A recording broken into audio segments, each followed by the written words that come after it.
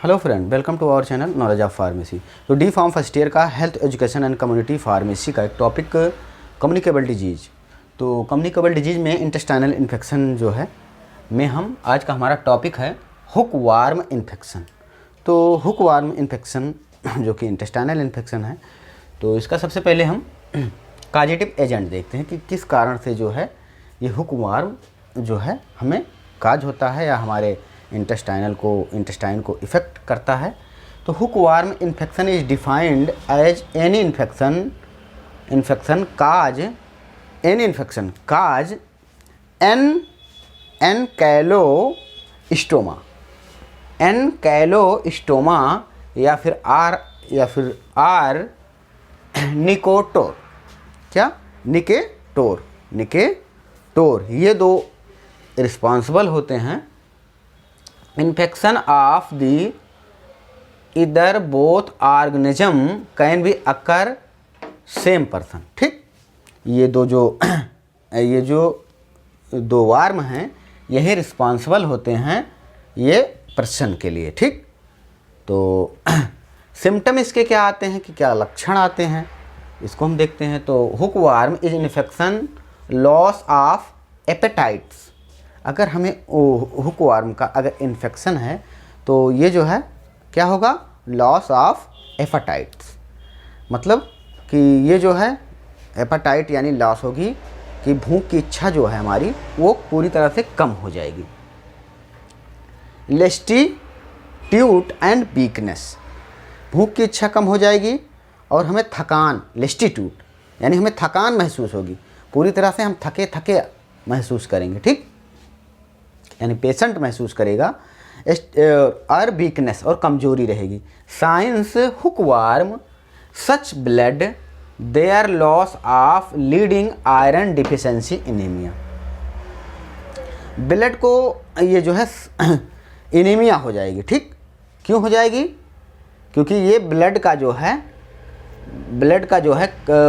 कमी हो जाएगी और एनीमिया हो जाएगी, क्योंकि ब्लड जो है ये खून को चूसते हैं। ठीक, या सक करते हैं।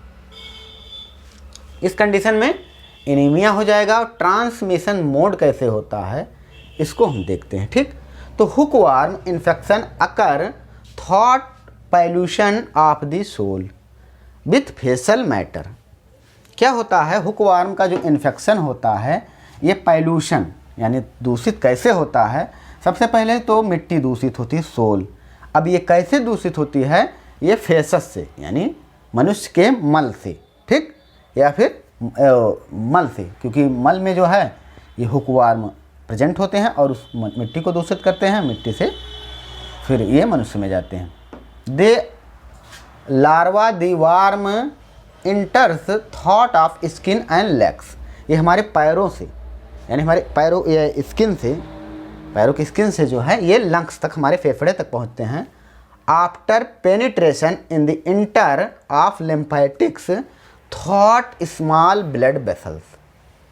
ये पेनिट्रेट हो जाते हैं। पेनिट्रेट का मतलब भेद देते हैं यानी अंदर जाते हैं और ये हमारे लंग्स से ब्लड वेसल तक पहुंच जाते हैं। Then entered in the lungs of from lungs enters alimentary canal through the trachea and throat. ये क्या करते हैं? भेद करिए जो है ये लंग्स के द्वारा एलिमेंट्री कैनाल और ट्रोकिया और थ्रोट से ये क्या करेंगे? फेफड़े में जाके फिर ब्लड में जाके फिर चले जाते हैं। ठीक, infection can also occur thought oral route by injection of fruit and vegetable contaminated with larva. Food and vegetable से कंटामिनेटेड विथ लार्वा से पहुंचते हैं। ठीक, अगर आप इसमें जैसे हुक वार्म आता है तो ये आप तुरंत लिख लीजिए कि ये लंग्स में जाते हैं, लंग्स से स्किन में क्या कहते हैं, स्किन, लंग्स और स्मॉल इंटेस्टाइन में पहुंच जाते हैं। ठीक, अब इसका अगर आपको साइकिल बनाना है तो आप साइकिल में सबसे पहले पहले ये साइकिल है, पहले बॉडी में जाएगा। बॉडी में कैसे जाएगा? या तो स्किन से या माउथ से। ठीक, स्किन से आप ऐसे लिख लीजिए या माउथ से। ठीक, दूसरा स्टेप होता है, ये प्रथम स्टेप है। दूसरा स्टेप यहाँ जाने के बाद ये ब्लड स्टेम में मिलेगा, यानी हमारे खून में मिलेगा, क्योंकि यहाँ से नीचे से पैर से जा रहा है और या फिर मुंह से जा रहा है, फिर तो फेफड़े में जाने के बाद ये जो है ये हमारे ब्लड में यानी लंग्स में जाएगा, फिर ब्लड स्ट्रीम में मिलेगा। उसके बाद में तीसरा स्टेप क्या करेगा, तीसरे स्टेप में ये जाएगा लंग्स के सिक्रेशन, यानी ब्लड स्ट्रीम में जब जाएगा तो लंग्स का जो सिक्रेशन है, लंग्स से कुछ जो फ्लूइड या कफ जो निकलते हैं, लंग्स सिक्रेशन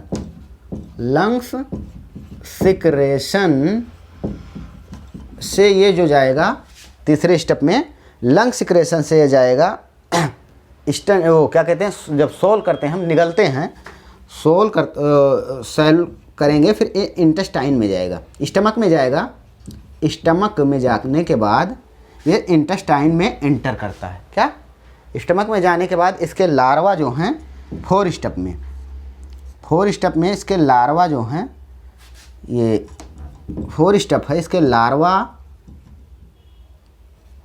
ये इंटेस्टाइन में जाएंगे,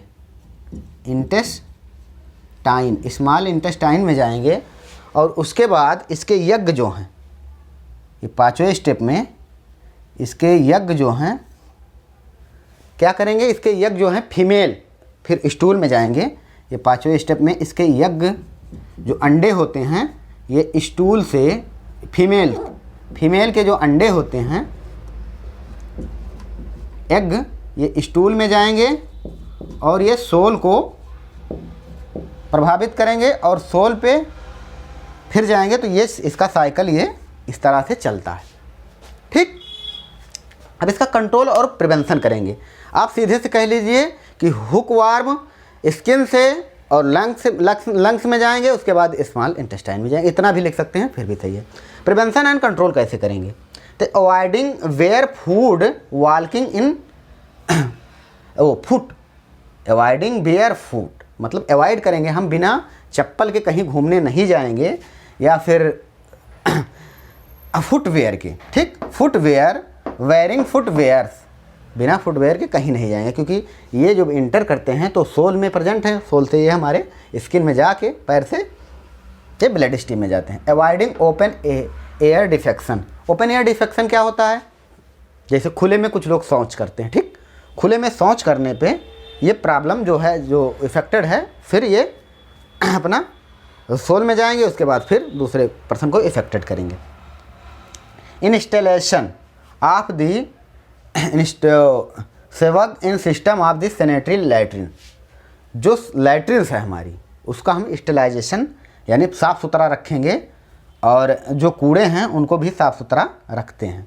सेफ डिस्पोजल ऑफ एक्सेट्रा, जो मलमूत्र हैं, जो भी डिस्पोजल हैं, उनको हम पूरी तरह से सेफ में यानी डिसइंफेक्टेंट से ये सब का प्रयोग करते हैं। Treatment with the drug like mebendazole and albendazole and pyrantel, जो दवाएं हैं जैसे अल्बेंडाजोल, ये सब हम ट्रीटमेंट इससे करते हैं। ठीक, और correction of anaemia cause by हुकवार्म, ये एनीमिया जब काज होता है हुकवार्म से, हुकवार्म इन्फेक्शन, इससे क्या होगा कि एनीमिया इसका हम घटाते हैं, यानी कोरेक्शन है, संशोधन करते हैं। ठीक, यानी अब health education about the use of sanitary latrine and prevention of stool pollution, stool का जो पॉल्यूशन है मल का, सैनिटरी लैट्रिन के द्वारा या फिर सैनिटाइज पूरा करने के बाद इसको कंट्रोल किया जाता है। Okay, thanks. आप चाहें तो स्क्रीनशॉट ले सकते हैं। हम फिर मिलते हैं नेक्स्ट वीडियो में।